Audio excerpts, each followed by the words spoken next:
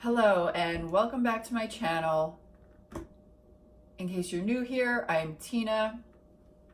I sell full-time on eBay, Poshmark, and Etsy. I am going to do a shipping video today, a brief tutorial on how to ship a mug.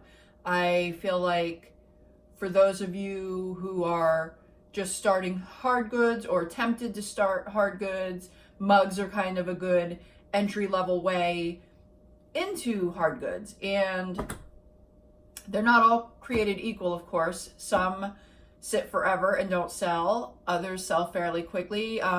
You learn after time, I guess, what sells and what doesn't. But anyway, let's get into the basics of shipping a mug. This is how I do it. This is not how everyone does it. This is how I do it. It works for me. I've shipped probably 1,000 mugs and I've never had one broken. I know there are other methods out there. Some people like to do what's widely known in this community as the FOMO method, where they ship in a padded flat rate envelope. Some put in a small box inside that envelope. Some wrap cardboard around the mug and shove it in the envelope. But I don't do it that way. And at this point, it's $8 for the buyer to ship in flat rate anyway.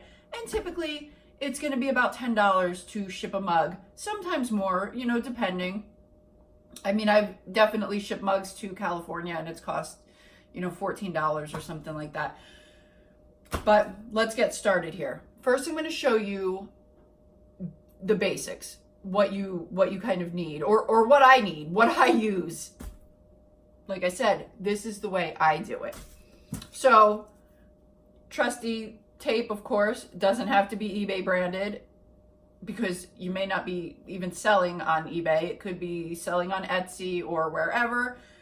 I get this for free with my store subscription. This is what I use. I tend to use this even when I'm shipping out an Etsy order, which is terrible, but I do it.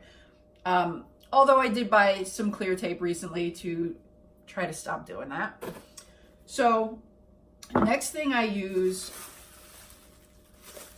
bubble wrap. I personally buy my bubble wrap at Sam's Club. I find it to be the most cost effective and it works for me. I've been using this for years and it's just Scotch cushion wrap. It's 240 square feet. It's perforated every 12 inches. It works great for a variety of things. This is, I believe it's $12.97 a box at Sam's Club. So I don't know, they might sell it somewhere else too, but I have a Sam's Club membership. That's where I buy it. All right, and then the box I use, for the most part, for a standard mug, I use the number 4 priority box, which you can get for free at the post office or online on the USPS website. These are 7 by 7 by 6. Sometimes if I have a larger mug, something that's taller, wider, I will use the 10 by 8 by 6 eBay branded box, which I also get for free with my store subscription. These definitely work. So, oh, and then packing peanuts. I have a whole big bag here. I buy these from Uline. These work best for me. They stand up to weight. They don't, I've used some in the past that kind of, oh, what's the word for it? Like not crushed down. I can't think of, I'm blanking this morning, but basically the old ones I used to use, I got a package back one time. Oh, settling. That's what I'm thinking of. I got a package back and they were super settled and there was like 2 inches of like free space in this box all of a sudden. That's no good. That does not happen with the Uline packing peanuts. So that's why I use them. All right, so let's get started. First, what I do, I take usually 1 sheet of the bubble wrap, sometimes 2 if it's a larger mug. You know what? I'm gonna actually tilt the camera down a little bit so you can see what I'm doing. You're not gonna really be able to see me, but you'll be able to see what's going on here.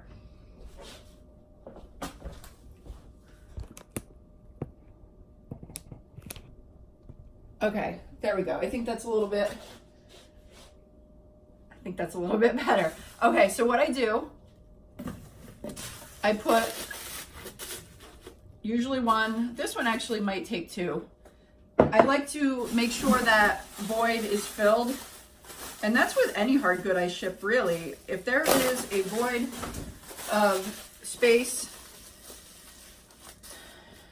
I will make sure it's padded, because that adds protection to the item. It softens the blow if there is one.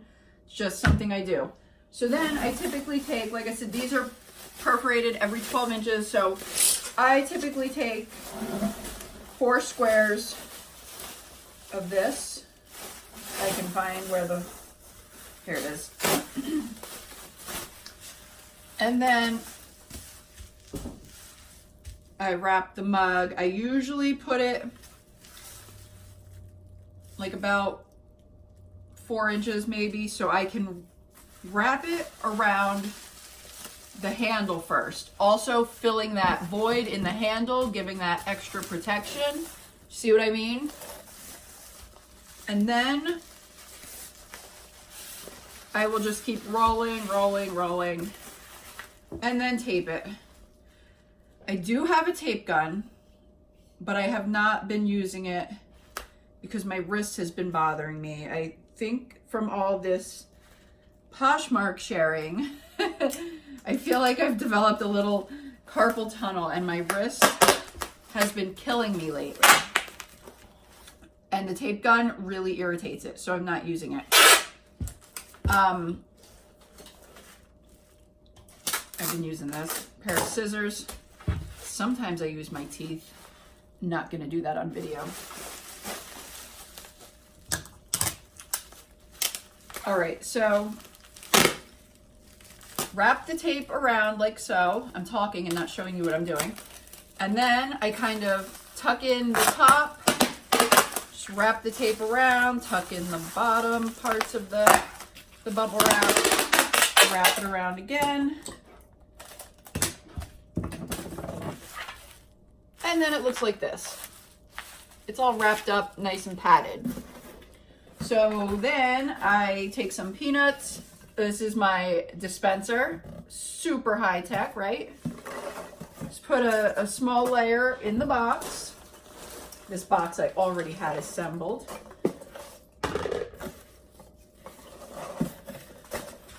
Put the mug in so there's enough space on the top for some more peanuts. Kind of down on the side.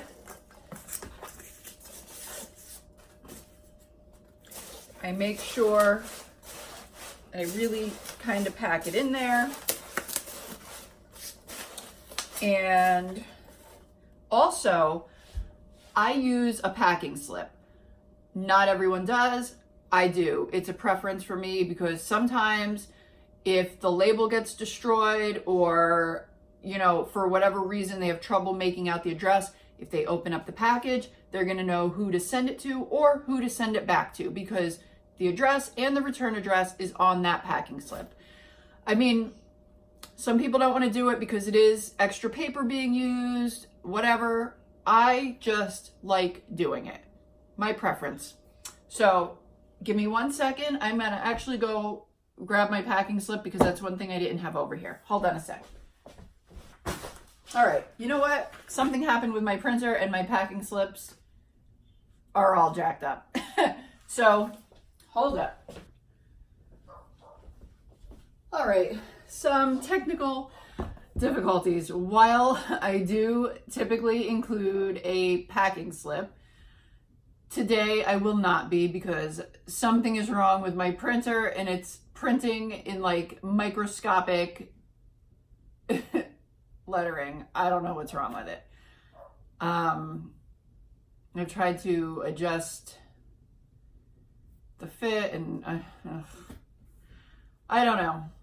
Anyway, today I am not including a packing slip until I get that thing figured out. I'm trying to like reset everything right now, but we'll see what happens. So anyway, I put enough packing peanuts in here, so it's kind of hard to close. Just really push it down. And then I add more tape to seal the box closed. So yeah, that's it. That's how I ship my mugs. Now also, I do use calculated shipping, buyer's pay, and how I figure out calculated shipping with most items, I always add extra tape. I know. You know what? This eBay tape is not the very best in the world, so I overdo it. Look at all that tape I put on there. But that's my style. That's how I do it. So anyway, how I calculate, because a lot of people I know new to hard goods, you know, don't really know what to put in there as far as weight or whatever. If I have a mug, you know, mugs are typically close to, every now and then you'll get a very light one, like if it's a small porcelain mug or whatever, that will be able to ship for under a pound. Typically, most mugs ship in between 1 and 2 pound range, in between the 1 or 2 pound range. So basically, I will weigh the mug or whatever hard good I'm shipping, and I typically add a pound for the packaging. So say this mug was 13 ounces, I will put that in between the 1 and 2 pound mark for calculated shipping, because I know I'm going to need to, and this is not necessarily going to be 2 pounds. It's probably going to be like 1 pound, 5 ounces, but that doesn't matter in eBay shipping. So, you know, just like if I have something close to 2 pounds, I will put that in between the 2 and 3 pound. If I have something, you know, the only thing, once you get into larger items with a bigger box, something that you're going to need more packaging for and everything else, then you have to take that into consideration, and it'll usually go between, you know, a pound or maybe over a pound for packaging. Sometimes you have to add an extra 2 pounds. So anyway, that's it for my how I ship a mug video. I hope you've enjoyed it. I hope it was helpful. If you have any questions or comments, please drop them down below. If you've liked it, hit the thumbs up button, and thanks for watching. I'm going to try to do more videos like this on how to ship different hard goods, and yeah, let me know if there's anything that you'd be interested in seeing how to ship. So yeah, thanks again for watching. Please like, comment, and subscribe to my channel. It would be greatly appreciated. Thanks. Till next time. Bye.